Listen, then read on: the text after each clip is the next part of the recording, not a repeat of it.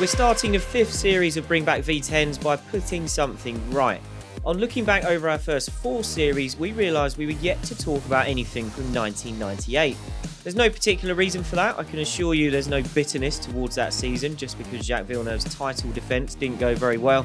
It was just a quirk, really, of the haphazard way we plan our episodes. So, as appealing as it was to open our 1998 account with that year's Belgian Grand Prix, which we will definitely do at some point in the future, we went for another race from that year that was also wet and featured plenty of drama, the British Grand Prix. I'm Glenn Freeman, and joining me to kick off Series 5 with the race that Michael Schumacher somehow managed to win in the pit lane are Edd Straw and Gary Anderson. Ed, welcome back for another series. I'm sure the listeners will hear plenty from you over the next 12 episodes. You know the drill with the opening question, so when you think back to the 1998 British Grand Prix, what's the first thing that comes to mind? Yeah, well, I was at Silverstone that weekend as a fan. That was a few years before I started my journalistic career. I was watching in the Beckett's grandstand, as well as being somewhat damp. I remember at the time being completely baffled and outraged by Michael Schumacher and Ferrari winning the race in the pits while serving the infamous penalty, which at the time I thought was completely wrong. But as time has passed and I've understood a little more of what actually happened, it's fair to say my position has changed somewhat for reasons I think we'll get on to later, I imagine. But you were at Silverstone, weren't you, Guy? Yeah, I was there. I was sat at club, also pretty wet, but actually delighted to see a wet F1 race. I'd been to Silverstone a few times by then. It's great to see the cars running in the dry, but there's something about F1 cars running in the rain, things like the rooster tails, the spray hanging in the air, all that sort of thing. As an enthusiastic teenager, I wanted to see all of that, and it was well worth the price of getting soaking wet. And I think I might have even left the trainers I was wearing that day. I think I left them in a bin on the campsite, as it wasn't worth taking them back after a weekend of traipsing around Silverstone. Gary, good to have you with us again. Would I be right in guessing that your overriding memory from being on the pit wall this weekend was the fact that Jordan kick-started its 1998 season at Silverstone? Yeah, I think it was really. I mean, it's always difficult to say because the car wasn't slow. The problem was whenever the tyres got used, it became a bit more difficult for the drivers to get the best out of it. But you also only got points to 6th place then. So, you could be having a really, really good season and finishing 7th all weekend or every weekend and really, no points for it. So I think just that 1 point at Silverstone gave everybody that little lift of momentum. I was long past being a youthful teenager, I suppose, at that point in time at Silverstone. But even still, momentum and motivation is very important all the way through the company. And that's the first step, getting that 1 point. Especially at the track that was, of course, across the road from the Jordan factory. The start of a new series means it's time to start getting your questions in for the end of our series, where you can ask us anything about F1 in the V10 era from 1989 to 2005. As always, you can submit a question by using the hashtag BringBackV10s on Twitter, email BringBackV10s at the-race.com, or leave us a 5-star podcast review if you think we deserve it, and submit a question there. Thank you to everyone who left us reviews at the end of the last series, and those of you who have caught up over the months in between Series 4 and 5. So let's quickly do some shout-outs. Thank you to MJW6150, Funky Kitten 100, Super Ted 1396, and possibly the catchiest review name we've ever had, GVGHHIGFFF, which I assume either stands for something or a cat walked across your keyboard as you went to put your name in. You can also get early access to ad-free versions of new episodes and bonus content by joining the Race Members Club. So if you're listening to this earlier than the first Thursday in January, thank you for your support. We hope you enjoyed the bonus uncut interviews we released after the last series and the extra questions we answered from our members. But that's enough plugging. Let's kick off by setting the scene heading into the 1998 British Grand Prix. It was the halfway stage of the season, and Mika Häkkinen was leading the championship by 6 points from Michael Schumacher, who had just won back-to-back races in Canada and France. Häkkinen, of course, was playing it cool, saying at the traditional Silverstone test in the run-up to the Grand Prix, "I don't feel under any increased pressure. I did not get carried away when everyone was saying we were so far ahead of the rest, and I'm not getting myself bothered now they think we are going to be caught." Schumacher didn't get drawn into any fighting talk at this stage, saying he wanted to see how competitive Ferrari was at Silverstone. before making any declarations about how the rest of the season might play out. One man who, surprise, surprise, wasn't short of an opinion on this was F1's resident rent-a-gob, Jacques Villeneuve. At the Silverstone test, the reigning world champion was asked for his thoughts on the title battle, and he said he felt McLaren had the better package, but he accused them of somehow managing to screw it up. So, Ed, by the summer, were McLaren making harder work of this championship battle than they should have been, with what, of course, was Adrian Newey's first car for the team? Yeah, well, given they had a 100% pole position hit rate up to that point, and I think 6 out of 8 front row lockouts, they'd have hoped to translate that into a slightly more commanding position. The car was clearly very quick. Reliability wasn't perfect. Hakkinen had a couple of gearbox failures, and he could have made a better fist of the French Grand Prix as well, because he had a bad start and a spin during the race. Although, had that race not been restarted because Jos Verstappen stalled, then that might well have been different, because he led at the original start.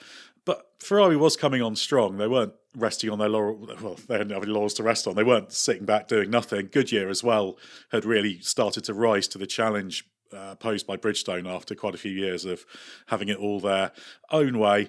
So there were races like Argentina where that shifted the balance a bit, partly with Goodyear's work. So, yeah, McLaren dropped points, but I think to say they were screwing it up is overstating it, because they did have the advantage in the championship heading into Silverstone, but they weren't an unstoppable juggernaut at this stage, even though they certainly had the best car, the best interpretation of the new narrow track regs, and yeah, should have probably had a slightly higher hit rate rather than letting Schumacher and Ferrari pick off a few wins here and there.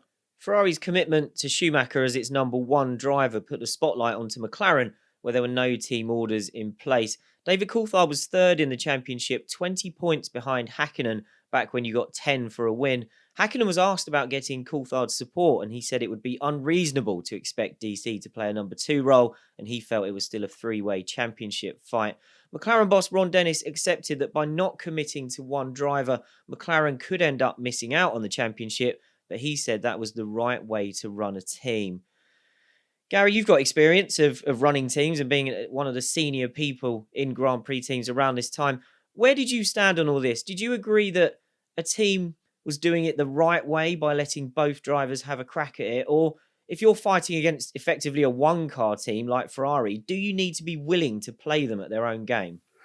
Well, obviously playing them at their own game would be the way to do it. But I think, you need to let the season unfold first. And I believe the right thing to do is sort of, at least for the first half of the season, let the two drivers have battle out. As long as they respect each other, and as long as on the day the quickest guy does the winning, then, you haven't done too badly a bit with it, to be honest. Then after the middle of the season, you can sort of decide which route you want to take. If there's a big enough points advantage for one driver, then the other driver needs to start to back them up a little bit.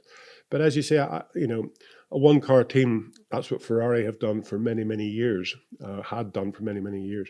And that's their philosophy. So, again, to beat them is difficult if you don't join them, but it is also an achievement if you can beat them by doing it the right way. So, difficult decision to make. Never been really at the front end there running, with two drivers or potentially winning a championship. But all the way down through the championship, you have the same battles.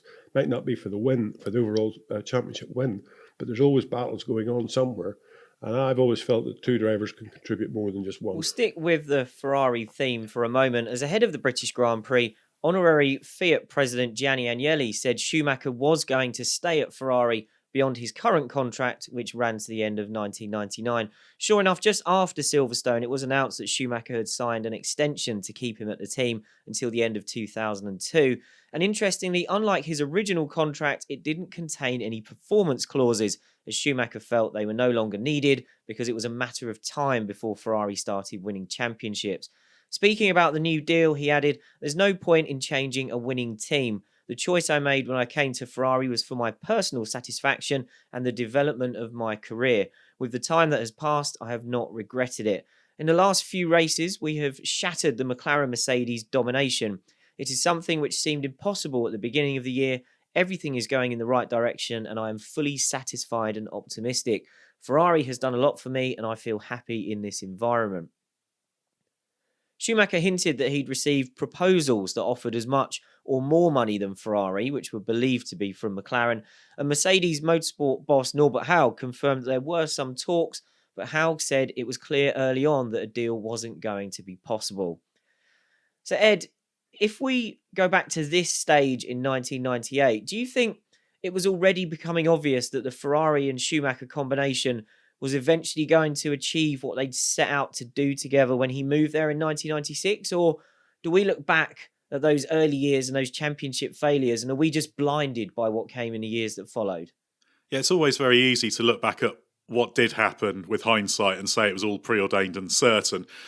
There were a few signs of impatience already in Italy with the Schumacher-Ferrari project at this stage, and obviously they'd been a little bit frustrated at times. But at the same time, given where Ferrari was coming from, Schumacher had fought for the championship in 97. He was fighting for it in 98. So the trajectory was very positive. I don't think there was any reason for Schumacher not to expect that success to follow, even if it was perhaps taking a little bit longer than he maybe expected. So, yeah, I don't think many objective observers would have been saying it was going to fail.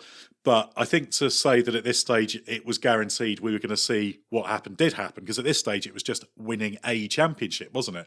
So I don't think you'd necessarily have bet the farm on them having that amazing run of 6 constructors and 5 drivers' championship wins. And of course Schumacher would have won in 99 as well, most likely, had he not broken his leg at Silverstone. So it was going in the right direction, but it was proving perhaps a little bit harder than I think maybe even Schumacher thought it was going to be. So some patience was required. Eddie Irvine's future in the second Ferrari seat was also the subject of much discussion. Ferrari and Schumacher wanted Irvine to stay on, but he was looking around at his options, which was thought to be a negotiating tactic with Ferrari. Agnelli commented on Irvine's situation as well, saying, "I think he could be an excellent number 1, and we are lucky that he accepts being number 2 for us." While team boss Jean Todt said, "There is no reason to change drivers.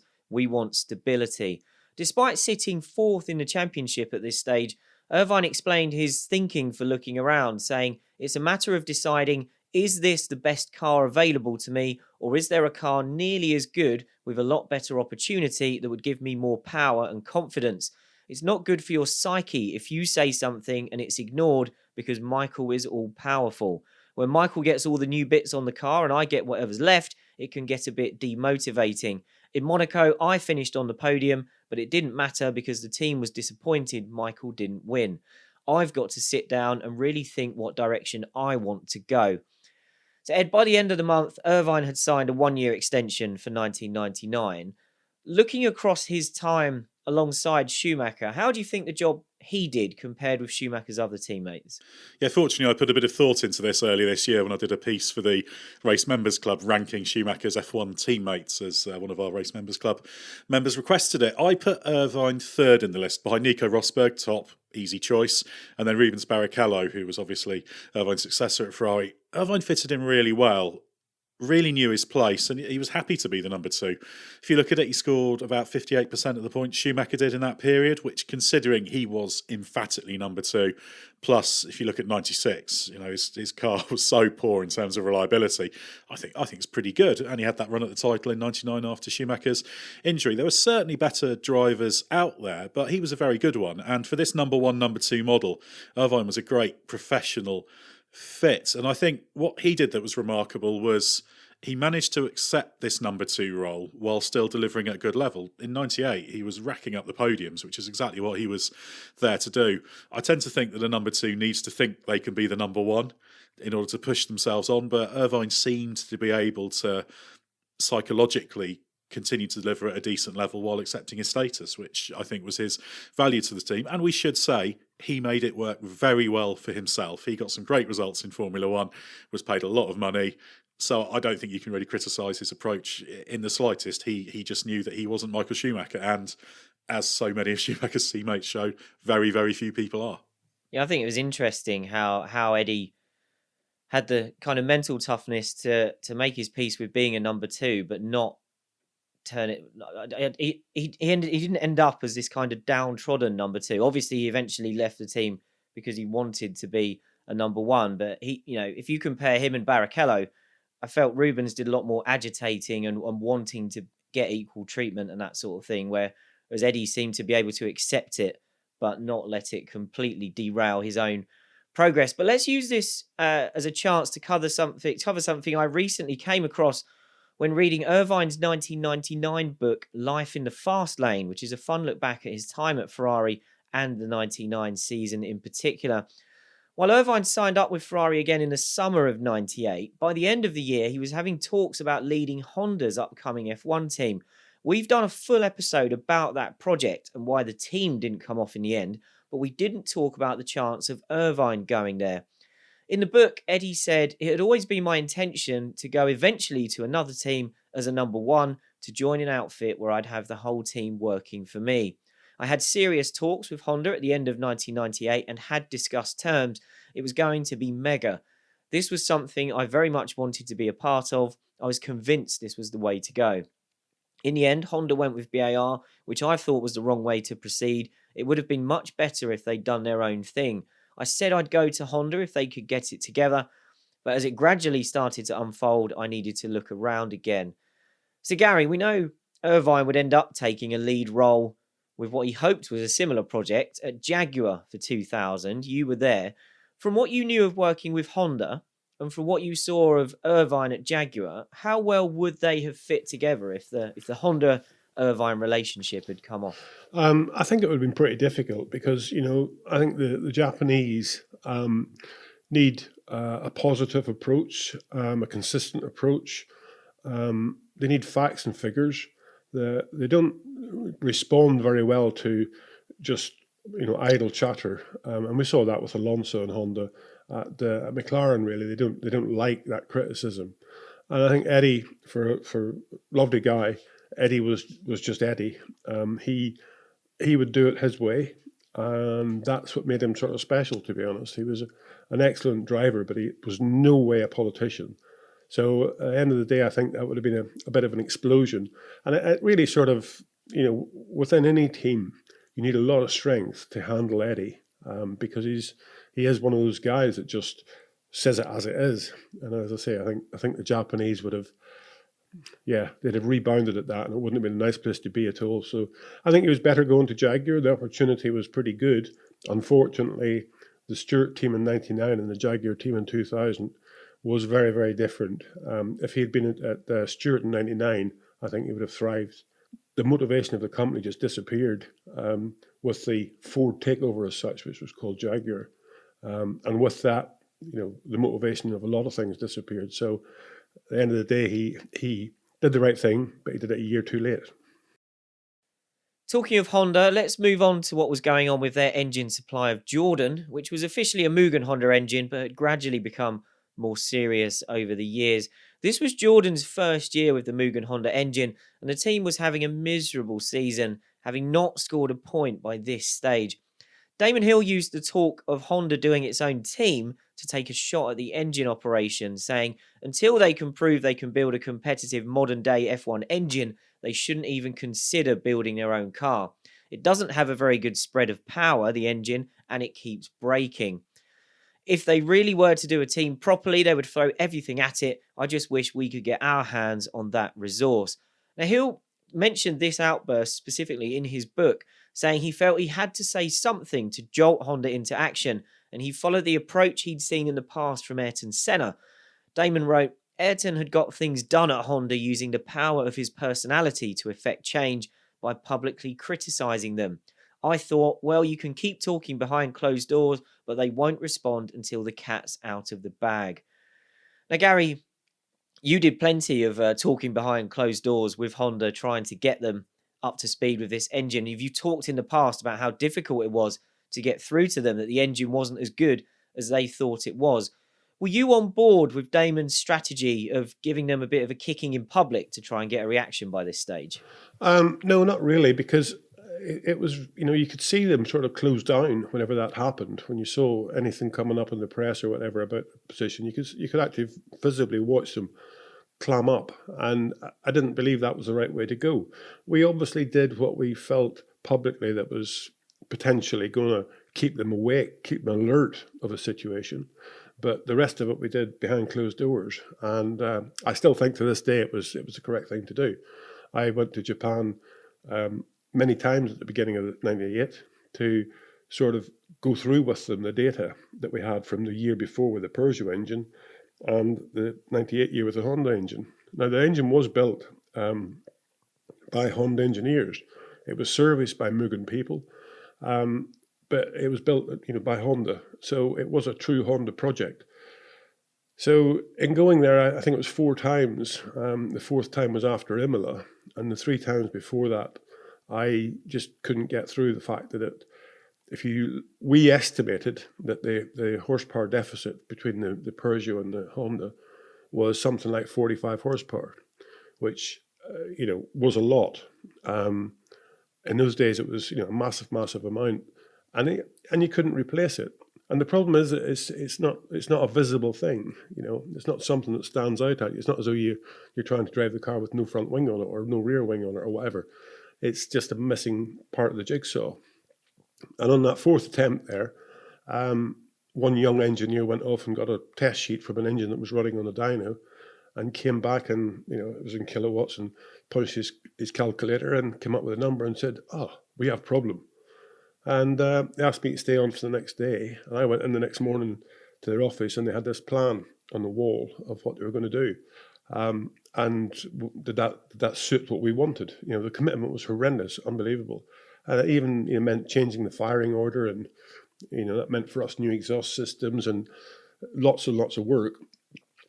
So we changed the priorities around a little bit, and the end result was that by the British Grand Prix, we would have an updated engine. And we had a little bit of it for the French Grand Prix, but we had the main part for the British Grand Prix, and obviously made a big difference. I think once they realised, they found something like 30 horsepower. So a major part of the deficit. And then that's when the season started to unfold. But I think it was better to do it that way because they saved face. They are very difficult to get to change direction, and to get them to publicly change direction is a very, very tough task. Whereas by meeting with them privately, we managed to convince them that what we were saying was not wrong, and we're not trying to embarrass you. It's just we all get things wrong at some point in time, and you need to change direction to try and achieve it. And as I say, it was everything like, the fuel consumption was very high. The fuel consumption was very high because the firing order was wrong, and one cylinder was scavenging fuel out of the airbox from the next cylinder. It wasn't actually using it; it was just pumping it through the engine. So little things like that made a massive difference, and they got on and just did it basically. Let's talk about the Jordan car as well, as the team's problems weren't all down to the engine. Jordan had a heavily revised car for Silverstone with shorter side pods, new barge boards, and that new exhaust system that Gary mentioned there. And things were looking good in the pre-event test, with Ralf Schumacher fastest, although that was believed to be on a low fuel run, with the top teams focusing on race running. Hill was happy with the updates, believing it would put Jordan in the mix at the front of the midfield behind McLaren and Ferrari. Eddie Jordan talked about how these updates came about in his book, and he said it was the result of a meeting in the truck after the race in Monaco with you, Gary, and Trevor Foster, where Eddie said he lost his head and was throwing stuff across the room. But he said after that he gave you the money to redesign the car, believing there was no alternative, and it was agreed that you would miss the races in Canada and France to get that work done. So Gary, assuming the Monaco meeting actually happened, I don't know if you want to revisit that in any particular detail, but tell us about the process you went through of coming up with this raft of updates, because as history would tell us, they clearly did the trick. Yeah, don't remember too much about that meeting in the truck. That's all I'll say about it. And Eddie throwing stuff around. We always had communication. We always had liaison between us about the problems we were having. And obviously, when you've got a black and white thing like the engine, the power deficit, then it's something that it's just a fact. There's nothing else for it. It's just a fact. As far as the car was concerned, I don't think the car was that bad as an individual package. But what happened was on new tyres, it was quite reasonable. I think our average qualifying position for Ralf was like 8th over the whole season. Obviously, it got better at the end of the year, but it wasn't too bad at the beginning of the year. I think French Grand Prix qualified 6th and maybe Damon 7th or something. So on new tyres, the car was quite decent, but it was on old tyres, the car didn't work very well. And then we had Monaco, which obviously is a low-speed track, and that highlighted the problems. That was the worst qualifying of the season as such. So, but that's what gets your old brain cells ticking, trying to figure out what's going on. And after Monaco, I did a bit of head scratching and thinking about stuff. And I wanted to look at other things aerodynamically. And basically what we had with the car was an aerodynamic situation where when you put steering lock on the car, the center of pressure of the car would move rearwards. So when you get more understeer, you put more steering lock on, the center of pressure moves rearwards and you get more understeer. So it was a catch-22 situation for the driver. And that was the biggest thing, was that although the car could be quick, the driver didn't like it. It didn't respond to his natural feelings. So that's the thing I started looking at, really, in the wind tunnel and trying to assess. We had lengthened the wheelbase, moved the front wheels forward a bit for Imola, I think it was, and Damon liked that. Again, that took the front wheels away from the side pods a little bit more. When Ralf tried it, he liked it, but he said it makes the car better, but it doesn't make it quicker. That's the problem. And he would rather have a car that wasn't as nice, but was faster. So we had to find solutions to these problems. And I started to look in the wind tunnel then at steering lock characteristics. And basically they were not doing what I would have liked them to have done. So we changed a few things, the front wing end plates, the bars boards, and the leading edge of the side pods, so we could get the aerodynamic characteristics to change. And that really was like a light switch. Suddenly the car made sense to the drivers.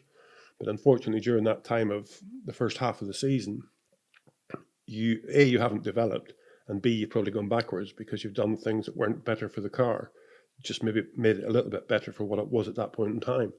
So again, it takes a little bit of time to sort of regroup and catch yourself. So when I knew these things were coming, and I was pretty confident that they would make the change that we needed, including the engine from Honda, then that was when I decided that I didn't, during this period of the first half of the season when I was under a huge amount of pressure, I didn't feel the management at Jordan backed me up to believe in me, I suppose you might call it. I'm not including Eddie in this because Eddie and I chatted a lot, talked a lot about it, and we both knew the problem. But I knew the pressure on Eddie as well from sponsors. So that's when I decided it was time to move on. It's the troubled times when you need an arm around your shoulder. When everything's good, you don't need that arm around your shoulder. And the management there didn't know how to do that. So I was a bit disappointed in them and decided that I'd get the British Grand Prix done. And then that was c'est la vie for me. I'd had enough. Yeah, and Eddie does go on to talk about that in his book and his personal disappointment at hearing that you wanted to leave. Says, yeah, certainly, as you say, no bad blood between you and Eddie directly. Jordan weren't the only team to bring updates at this stage of the season, as Williams also had a revised car featuring shorter side pods too. Amusingly, at the pre-event test, Villeneuve said the impact of the changes was difficult to quantify, while Heitz-Harald Frentzen very specifically declared they were worth 3 to 4 tenths of a second per lap. But Villeneuve was happy, saying the changes made the car more stable at the rear, and he hoped Williams might even be able to trouble Ferrari on a good day. So let's get our first mention in this series of Maurice Hamilton's brilliant Williams book, as that tackled the team's fall from grace in 1998.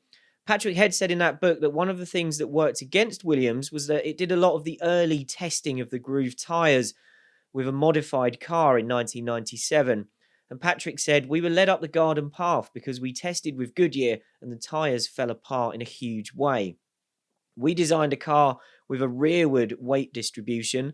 Then 2 or 3 races into the season, Goodyear suddenly copied Bridgestone and came out with a wide front tyre. That was the change Ed mentioned earlier in Argentina. Patrick goes on to say, we didn't have much ballast on the car, so we couldn't move our weight distribution forward.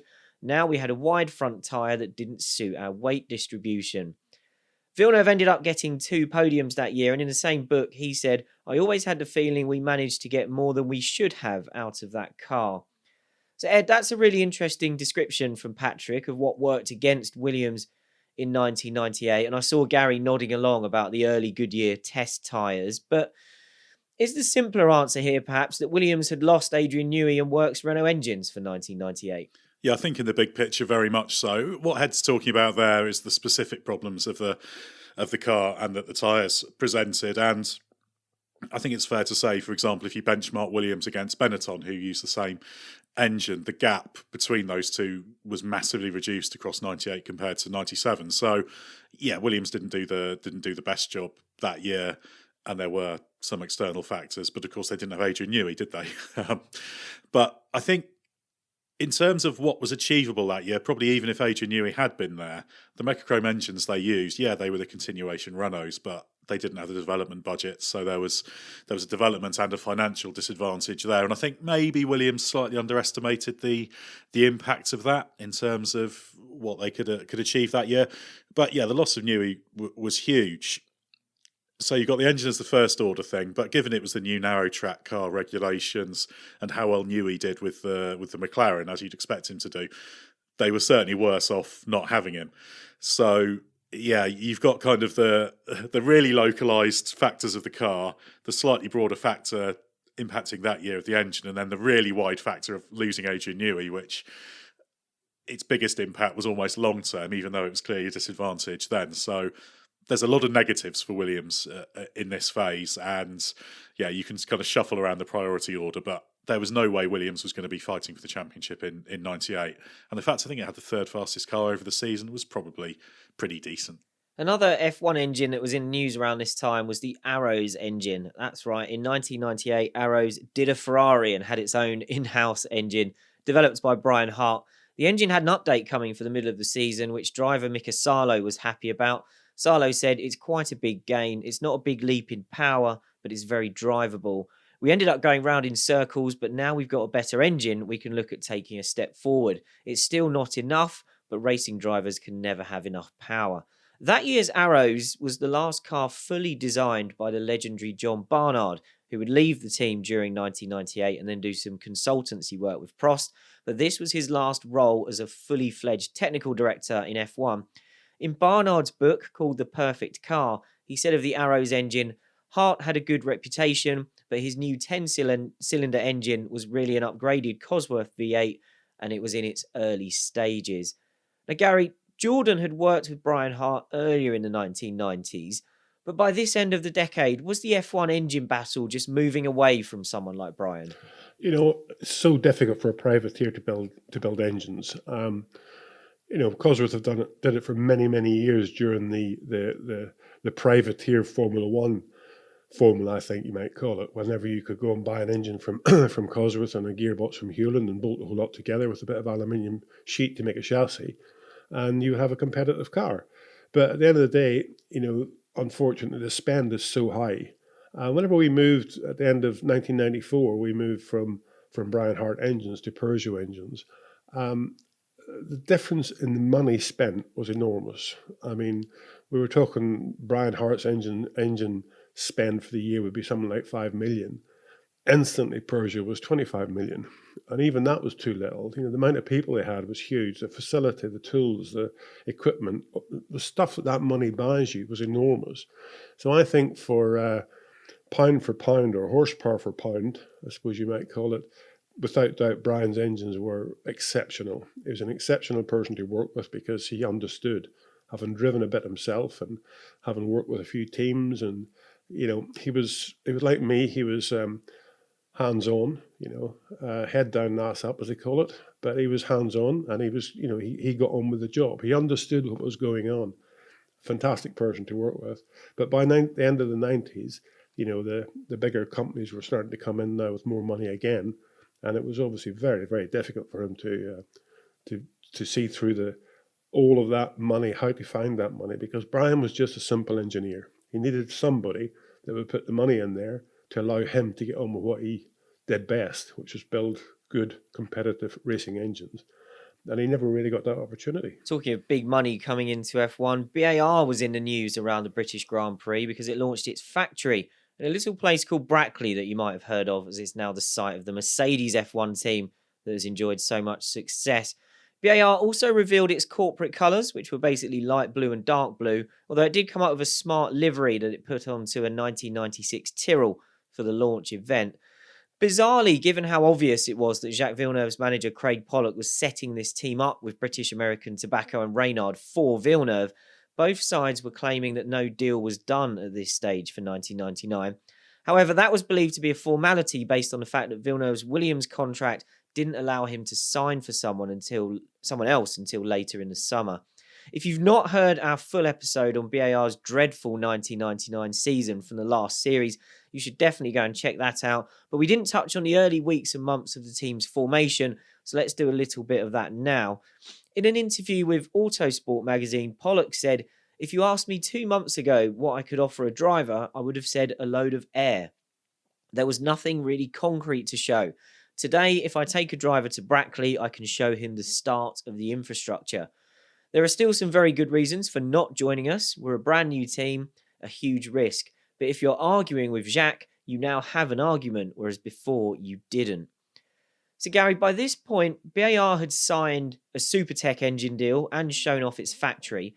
Inside the F1 paddock and pit lane, how serious was this incoming team being taken? Well, I think, the association with Renault was obviously very, very important because Renault was a very competitive engine chassis manufacturer in Brackley. So it was like moving that aside a little bit and moving in there with the expertise that Renault had. Adrian Newey-designed no fool, as he's shown through the years. He's built some very good cars. Malcolm Osler was the chief designer there. I'd worked with Malcolm when I was at Renault in 1989, and we won the Formula 3000 championship in 1988 with a Renault Formula 3000 car. So it was one of those things where that was taken seriously, because if it did click together, it could work very well. They also poached Andrew Green from Jordan, who had worked at Renault before, and he left and went to work there. So at the end of the day, yes, it was taken fairly seriously. The big thing was just about making it all click together, making it all work, because there was some egos that needed to be satisfied there probably that might stand in the way of that a little bit. But yeah, it was good to get another Formula One team on stream, because Formula One wasn't the 26 cars it used to be. There was, I think, 22 on the grid at that point in time. So it was nice to see that happening. Just needed to be all knit together. That's never easy whenever you're setting up a new team. Yeah, and as we found out, it certainly wasn't easy in the slightest.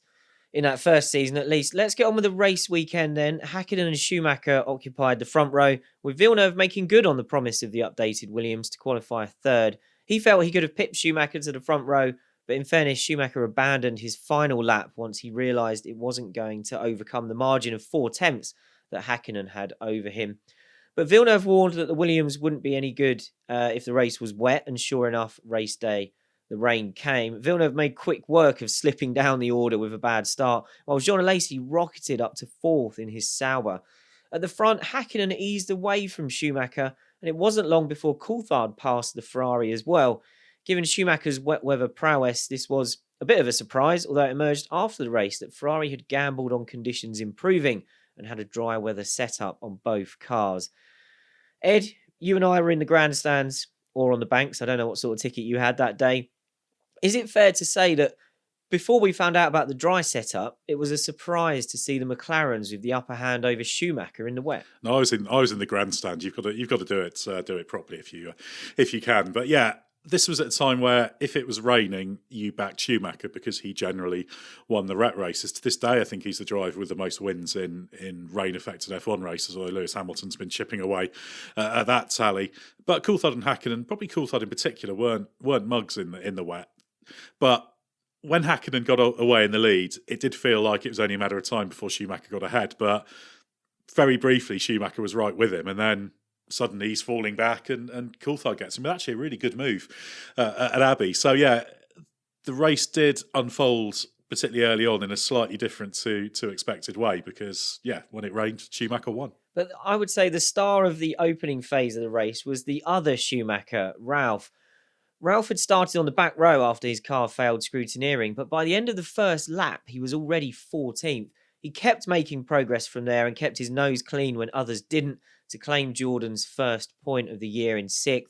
And Eddie Jordan said that was a huge blessing because I'd started to believe we would never get that point. So Gary, I imagine you were following the yellow cars pretty closely in these opening laps while there was lots of other stuff going on for the rest of us to watch. But how impressive was this drive from Ralf? And had you shared Eddie's pessimism about Jordan's chances of scoring a point, or were you always optimistic that they'd get the job done in the end? No, I was always optimistic. I mean, I being on the technical side, I was on the cliff face of the problems, so I was involved with trying to repair it and fix it, whereas Eddie was always on the outside of that. So you have to believe in what we were doing. I have to believe in what I was doing with the car, and the guys around me believed in the direction I wanted to take, and got on and achieved the objectives.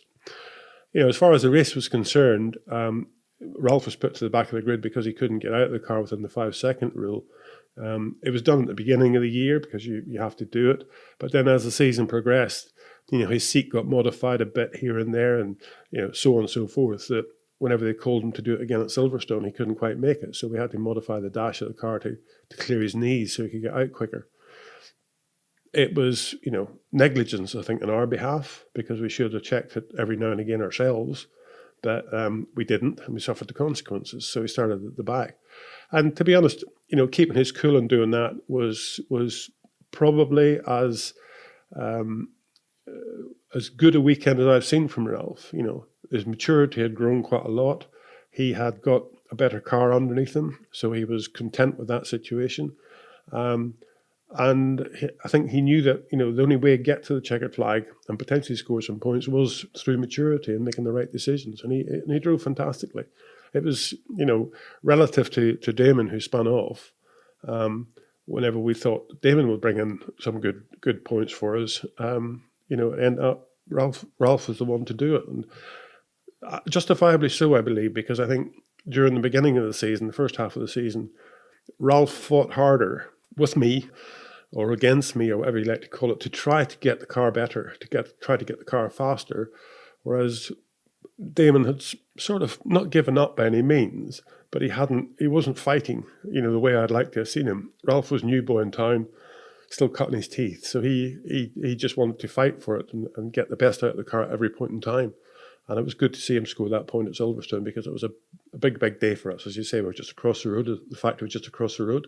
So all our people were there, and, it's a big motivation at one point. And as I said earlier on, there's only points to 6th, and you could have a very good season, finishing 7th every weekend. But, 6th was difficult to get into because with the big teams that were there, the Ferrari, McLaren. It was tough to get into that top 6. And as you mentioned, Hill spun out early in the race on lap 14, and he dejectedly made some noises after the race about keeping one eye on the future, and there has to be a good reason to continue in F1, saying money wasn't the most important thing at this stage of his career, being competitive was.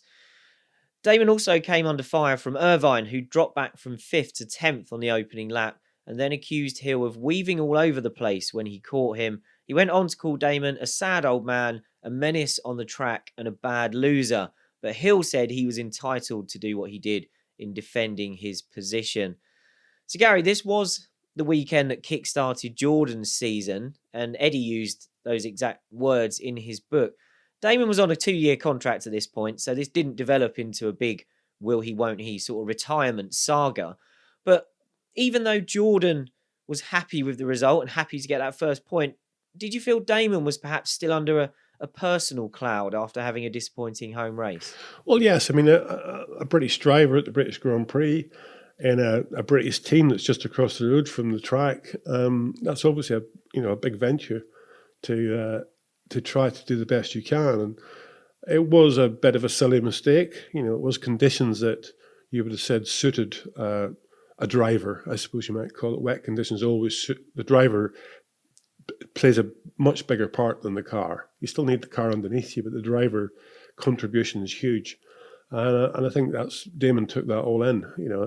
As I said, he had a 2-year contract. I think first year was due to he had the left rear leg of a horse in Ireland. I think Eddie had given him, and I think he got the second rear leg for the second year. But you want to do the best you can, and your home race is your home race, and to get beaten by Ralf was just a sort of another little nail in the coffin of hang on, this is tougher than I thought it was, and actually the car's okay at the moment. I should be bringing in points results here, and I'm not. So that's all that's all personal, and you have to live with that as a driver. Yeah, and Damon was usually pretty good in the in the wet. Now, worst reason to retire from a race isn't an award I think we've given out before on Bring Back V10s, but we might have to give it to Johnny Herbert in this episode, as he spun off while trying to wave Sauber teammate Jean Alesi through after an argument about team orders. Alesi was two-stopping, and after running fourth in his opening stint, he came out from his first stop behind the one-stopping Herbert. Alesi was furious about not being allowed through to crack on, and he made a point of swerving around on the straights to show he was being held up. Herbert claimed at the time his radio wasn't working, so he couldn't clearly hear the messages, and he eventually assumed the broken noises he could hear in his earpiece must have been the team asking him to let Alesi by. However, in Johnny's book, he tells a different version of this story. His book suggests this took place at the German Grand Prix, but all the details match up perfectly to what happened at Silverstone. And anyway, he retired in Germany later on for gearbox failure, so this is clearly the right story. Herbert said in his book, the order to let past John came from Peter Sauber himself, and Johnny responded, "No, I will not let past John. He's on 2 stops, I'm on 1, I'm ahead, so sorry, I won't." Johnny then added, "The argument went on for at least 2 laps with Jean just behind me, and in the end I got so worked up that I pulled over to let Jean pass me, but when I did, I ended up spinning off into the gravel." Ed, quite simply, should Johnny have been a bit more of a team player here? Yes, I think the whole thing reflects pretty badly on everyone involved, really. Drivers should listen to team orders, and okay, there was a radio problem. We had to take that as face value, and that was one. Although sometimes drivers do have radio problems. I'm not well, sure that's the thing. Was. Sometimes when there's things they don't like to hear, the radio problems arise. But let's just give him that one. But yeah, going off letting your teammate past is a problem, clearly. And had he just let him past quicker and in a sensible way, then that wouldn't have happened. I think you do also have to look a little bit at the wider team, because I don't really understand why this scenario hadn't been detected as possible before that, because obviously as soon as you get that 1-stop, 2-stop difference, there's always the possibility the 1-stopper will find themselves in the way of the 2-stopper. And Alesi had a really, really good first stint. He was right up the sharp end, so there was a good result potentially on the board for him. So you'd have to say there was a bit of a failure of the management as well. I think we also have to remember the wider context, because there's a lot of rumours about Herbert losing his seat at this stage to drivers like Frentzen. The Herbert-Alesi partnership didn't work very well. I think they managed to collide, which I think was Alesi's fault, in practice in Argentina, like on their first lap of the weekend or something, completely needless like that. So the relationship there wasn't great. I think Alesi after the race said next season it's either him or me. So there was clearly a wider context here. But if you are the driver being instructed to let your teammate pass and then you go off while doing it, having delayed a little bit, ultimately that does come around on you. So, yeah, just a horrible situation for the whole team. Bad from Herbert. Alesi probably getting a bit too overexcited, and he was someone who had his moments when he didn't listen to team instructions as well. So, yeah, just probably a sign of where that relationship was going. And of course, Herbert did move to Stewart in the end, probably because he couldn't resist the temptation to drive a car involving Gary Anderson. Yeah, we'll come to that in a moment. Johnny was pushed back onto the circuit after spinning off by the marshals, and he claimed at the time that because of that, he drove back to the pits to retire because he knew he would be excluded. However, in his book, he wrote that he could have continued, but he chose not to because he was raging and he wanted to get out of the car to cool off. Johnny said, "You can probably count the number of times I've lost my temper over the years on the fingers of one hand, but if I'd gone to see Peter Sauber straight after getting out of the car, I might have attacked him. We did talk later, but Peter failed to convince me that what he was doing was for the good of the team. Had Jean been fighting for the championship at the time, fine, I'd have understood, but we were both in a similar position." As Ed mentioned, Alesi was furious as well, and he did say that if Herbert didn't leave the team for 99, he would. And there were also rumours at the time that Prost were trying to sign Alesi, which probably helped his case. So, Gary, as Ed mentioned, Johnny ended up with you at Stewart in 1999. But if this scenario between Johnny and Alesi had played out inside one of your teams, how would you have handled it? It's always difficult whenever you're running 2 drivers on different strategies, because, from a driver point of view, I think there's 22 cars on the grid then. The driver's got 21 people he wants to beat. From a team point of view, there's 11 teams, so you basically want to do the best job you can for your team. So it depends on how it's unfolding. You need to look at it in a bit more detail and see really whether the opportunity for Lacey to catch someone else was there during that period. If that was true, then fine. You need to ride the storm and let that happen. And we see it quite often now when team orders are more vocal. That one driver will let another driver through, and then they'll undo that later in the race if it doesn't work out for them. So I think you have to take that all into account. And I think Johnny was a little bit selfish in not allowing John and Lacey through. But as I say, it's more of a bigger picture of seeing it at that point in time and seeing whether or not there's an opportunity for the team to do better if you do make that happen. And I think at the end of the day, it'll change around, and there'll be another race somewhere where the opposite might happen. So you've got to take that into account. It's never all one-sided. So I think Johnny was a little bit selfish in that front, and I would have tried to make the same thing happen as Peter Sauber had, with a view to unfolding it again later on in the race. I think Johnny did fall off like halfway through the race. I think it wasn't that far into the race. There was still a long way to go. So there's a lot of potential still to happen there. And if you were one stop, and normally it would just get worse for you, because obviously you are one stop, and it's going to be a bit more of a drama. So I would have thought the fastest car there at that point in time, halfway through the race, would have been the guy who was two stopping, because he would have had the better tyres on him.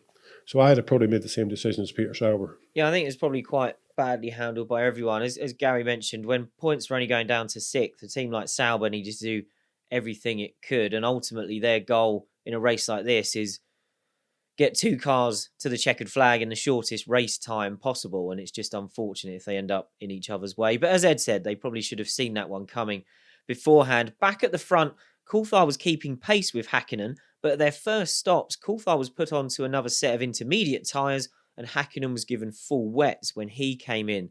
Then the rain got heavier and heavier, and Coulthard was fighting a losing battle, and on lap 38, he spun into the gravel at Abbey when trying to lap Fisichella's Benetton. DC was livid about this and stormed back to the pits to demand answers from the team. He tried to keep his calm in public, explaining that he wanted to understand why McLaren made those choices. He said, "I found out Mika was on the full wet and it kept raining. I was immediately a bit frustrated in the car because I'm seeing more water go down on the track, and I know he's on the right tyre and I'm on the wrong tyre. The information from my side of the pit wall was that we felt it was going to dry up, but I need to understand what information they had on the other side to make them confident to go on the wet tyre." Ron Dennis claimed that McLaren's information changed between the two drivers' stops, which were only 2 laps apart, while Mercedes boss Norbert Haug said Coulthard was going to be called in on the lap that he spun to take full wets. And we should add that both Ferraris were on intermediates at this stage of the race as well. Ed, at the time, Coulthard called this the lowest moment of his career as he felt it ended his championship hopes. Was he right to question McLaren, or is 2 laps a long time in changeable conditions? Yeah, obviously at this point he hadn't experienced Austria 99 where he punted Hakkinen into a spin and then lost to Schumacher. That was probably a lower moment. But yeah, I think we have to see this whole thing within the context of something we've talked about before with Coulthard, that feeling that Hakkinen was favoured within the team, and there was almost this paranoia at times. And we'd had that puzzling situation with the Australia win earlier in the season when Hakkinen had the phantom pit stop and they swapped it back round again. But if you look at the situation in that race, taking intermediates at that stage was not out of kilter with what others were doing. So what Ron Dennis said after the race about the weather changing is a fair point. I don't know, maybe there was something in the weather forecast that could have revealed it, but the fact that they were kind of going with the herd at that point suggests it was probably right. If you look at the footage, it is visibly wetter 2 laps later. Okay, that's only, 3.5 minutes difference when Hakkinen comes in, but yeah, it does seem to have changed at that point. You completely get why he's frustrated, and by definition, it was the wrong call. But yeah, I think it's difficult to really condemn McLaren for that one. The only downside is there wasn't a Jordan in the pits any time around that point, so we can't take Gary to task. But all of their pit stops were nowhere near that window, unfortunately. Well, I think Jordan got a car from the back of the grid to 6th, so we won't be questioning their strategy at all. Coulthard's retirement left Hakkinen with a massive lead as track conditions continued to worsen, and Mika then had the massive fright of spinning in the fast bridge corner right-hander. He gathered it all up, turned it into a 360-degree spin and kept going, only losing 4 seconds to Schumacher on that lap, so his lead was still over half a minute. Not long after that scary moment, and with several other cars having spun off out of the race and they were stuck at the side of the track, the safety car was finally deployed. This was bad news for Hakkinen as he damaged his front wing in that off at bridge, and now he lost his massive lead that he was trying to nurse to the end. Gary, Alain Prost, who was a team owner at the time, said the conditions had been too dangerous for several laps before the safety car was deployed. Did you agree with that on the Jordan pit wall at the time, or was Alain just saying that because both of his drivers spun out just before the safety car? Well, I didn't really agree because obviously, all the drivers are running in the same conditions. And as you were saying there, some cars were on intermediate tyres, some cars were on wet tyres. It was a wet tyre race, to be honest. You have to be careful with them if it does dry up a little bit because you can eat them up very, very quickly. But, we were in a race, we were doing very well, we were moving up through the front, and as all those guys fell off, we were taking advantage. So the last thing you want is something to upset the race and, the race be stopped or something. The safety car's okay because obviously it lets you close up a bit more. So for us coming from behind, all that stuff was positive. And, Ralf, if Ralf was nothing, he was brave. So those conditions and being brave are obviously something that go together quite well. So I don't agree that it was dangerous. I think it was needed respect. And as we've seen, a few drivers made mistakes, a few drivers didn't. And you end up with a Grand Prix that there's a finish. People win it and people finish 10th or whatever. So that's what racing's about, isn't it? You just get the best result out of a given day that you can. Well, funnily enough, this Grand Prix sort of had a finish, but we'll come to that shortly. Hakkinen said he knew he'd be in trouble with his damaged wing when the race restarted. And after holding Schumacher off for one lap, Mika then went off at Beckett's, handing Michael the lead. Ed, Hakkinen said his car just didn't turn because of the front downforce he was missing. Once he'd lost that huge gap that he'd built up when the safety car came out, with that damaged front wing, was Mika always doomed at the front of the race? Not sure about doomed, but he was clearly up against it. For good reason. He was lacking front load. I can remember seeing him going off when he understeered at Beckett's. So it was always going to be difficult, and that was always going to be a key point for him, trying to carry the speed through that sequence and off it, so he wasn't vulnerable on the hangar straight. So yeah, he was in a difficult position, but then again, he wouldn't have been had he not had the earlier spin, admittedly in conditions where people were going off left, right, and centre. So yeah, I think he was always going to be on the back foot, and there comes a point where when you are lacking a little bit of front load and the conditions are weird, where you are kind of gambling on how much speed you can carry through things. So yeah, in a very difficult position as soon as he picked up that damage, as drivers always are. Even in those days with the less complex front wings, if you've got damage, you've just got less front end. Schumacher then cruised away at the front while Irvine hassled Hakkinen. But Eddie spooked himself when he aquaplaned behind the McLaren, so he decided to back off and bring home a safe podium finish. The real drama at Ferrari came in the closing laps when an official arrived on the Ferrari pit wall with a piece of paper saying Schumacher had been penalised for overtaking under yellow flags. Schumacher had indeed committed the offence, passing Alex Wurtz's Benetton on lap 43 just before the safety car came out, but Ferrari weren't told of the decision until lap 57, which was 31 minutes after the offence took place. Back then, F1 had a rule that the team needed to be informed within 25 minutes of the offence, so the penalty was actually void, but we'll come back to that in a minute. I have to say, Ferrari handled this very calmly on the pit wall. There is footage of it, I think, in the F1 season review from the F1 digital channel that we had back then. While future team principal and current F1 Supremo Stefano Domenicali signed the penalty notice, Jean Todt asked the messenger with the clipboard if it was a stop-go penalty or a time penalty. The marshal convincingly said he didn't know, but Domenicali and Ross Brawn both spotted that it said time penalty on the paperwork. Despite the team being aware it was a time penalty, they took the curious decision to bring Schumacher in for a stop-go. However, because they were notified as late as lap 57, that meant Schumacher had 3 laps to serve any penalty, so he came in at the end of the final lap. Bizarrely, this meant he crossed the finish line before he actually reached the Ferrari pit box in the pit lane to serve the penalty. To do more justice to just how bizarre this finish was, let's hear how the great Murray Walker commentated on it alongside Martin Brundle at the time. He's giving it absolutely everything, isn't he, on this lap? Yeah, and I think he's trying to pull out. He's running wide there looking for it. I think he's trying to pull out something, trying to get it to 30 seconds, but I really don't know how this one's going to end up, if they're going to have to fight this out with the stewards. We won't know that. He won't get it up to 30 seconds. He's going to get it up to about 25. It was 23 when this race started. He's in the pit lane. Schumacher in the pit lane. So that means he'll win the race because he crosses the start-finish line to be... he crosses the start-finish line now, I believe. Yes, it's lap 60 to take his penalty. But the race is over, surely. Well, this could be an incredible bit of political acumen. Meantime, I'm looking to see Mika Häkkinen go through, and I'm desperately... There is Mika Häkkinen, and Michael Schumacher, and I'm pretty sure that Michael Schumacher has won the British Grand Prix. He's made his stop-start. He's crossed the finish line before Mika Häkkinen, but that is very, very, very unofficial. We've got to wait for the official news. Meantime, I'm watching the computer that gives us this information. It says lap 60, Michael Schumacher in pits.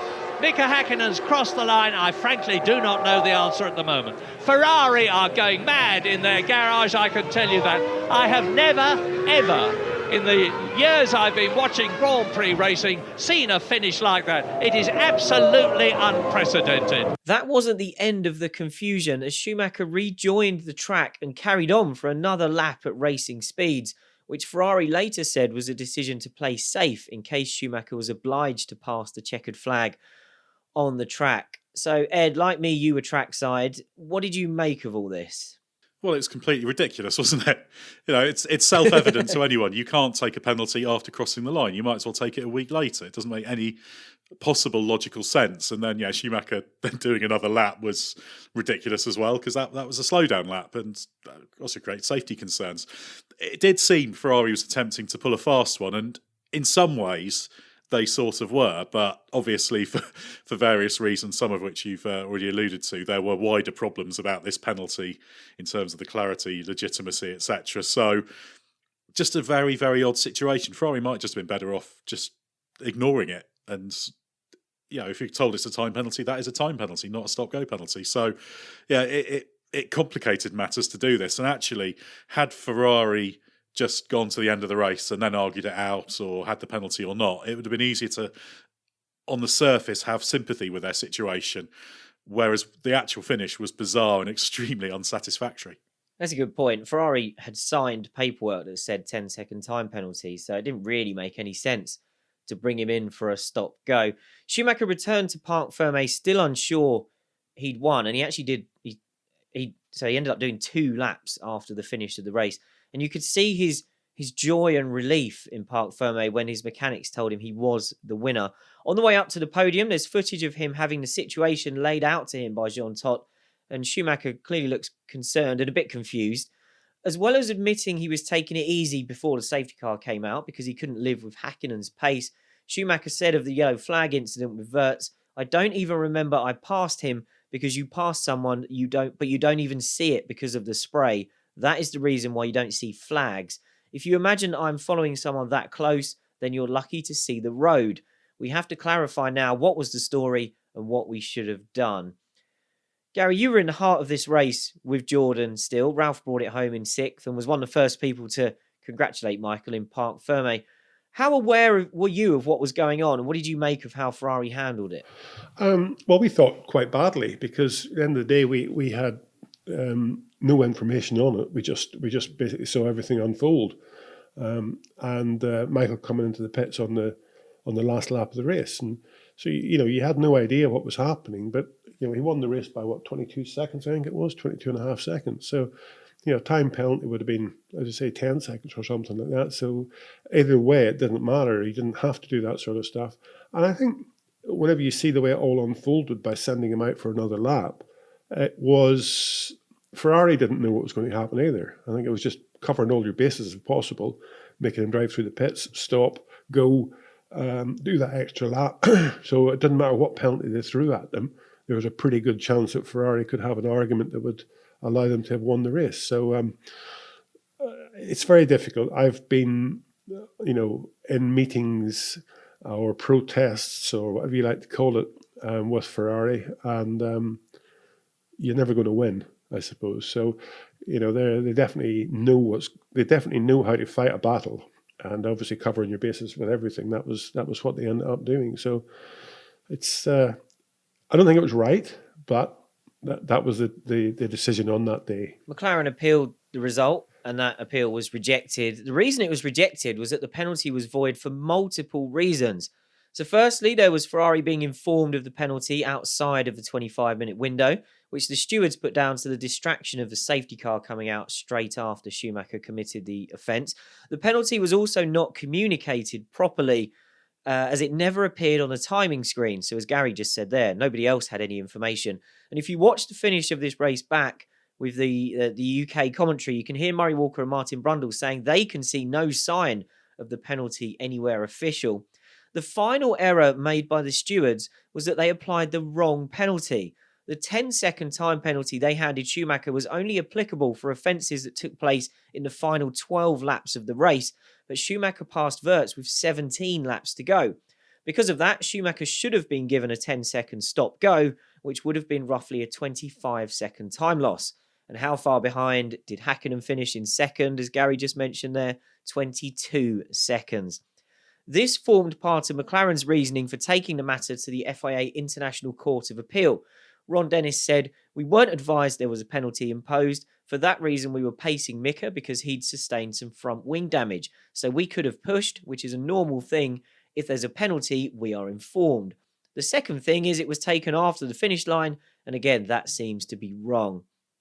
So Ed, with that background information, what do you make of how the stewards handled all of this in the heat of the moment? Because it seems like they made quite a lot of mistakes in short order. Yeah, pretty bad, isn't it? Everything that could have gone wrong did go wrong. There wasn't one mistake, it was multiple. The penalty vague, wasn't communicated properly, not in a timely fashion, not communicated to the millions watching on television or those commentating.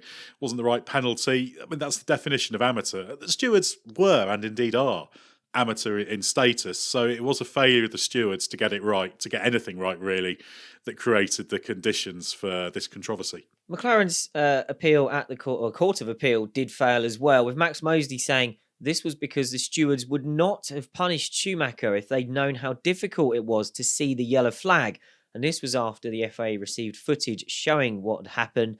This footage is in the 1998 official F1 season review if you're interested and you want to get a real look at whether Michael could see that yellow flag or not. But the stewards responsible for the fiasco were summoned to a World Motorsport Council hearing of their own. Then on the day of the hearing, they resigned from their positions.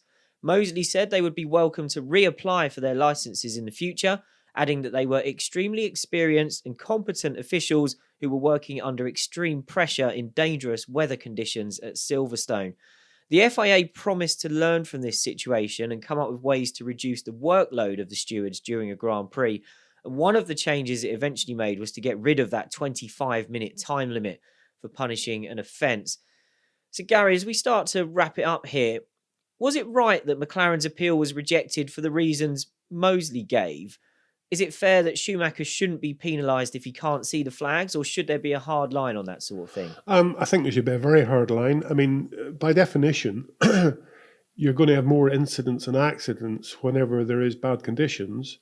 And when there's bad conditions, you're going to have more difficulty seeing the flags. So, in reality, the flags are a waste of time if it comes to the fact of accepting that you couldn't see them in bad conditions. So I think that's completely wrong. I think it shouldn't have been that way at all. If you have an indiscretion because of a yellow flag, it could be for any reason. There could be marshals on the track or whatever, so you should have to slow down. But I think what all this shows that it's 23 years ago, 24 years ago, and I suppose you could say with what we've seen this season with decisions, nothing's really changed, has it? And all of this should have changed. All of this shouldn't be able to happen right now. I mean, we go back a year, I think it was, to Hamilton couldn't see the yellow flashing light at the Monza pit entrance.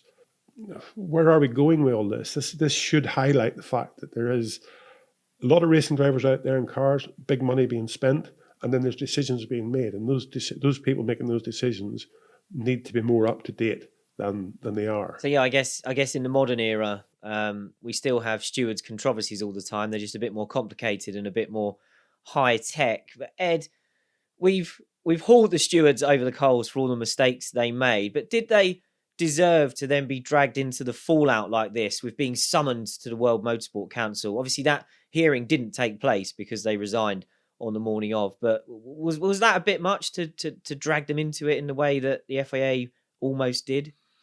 Yeah, maybe there was an element of the theatrics about that, but the simple fact is the stewards were dragged into it because the stewards were at fault with their catalogue of errors. So there was no way that you could protect the stewards or divert from what they were doing.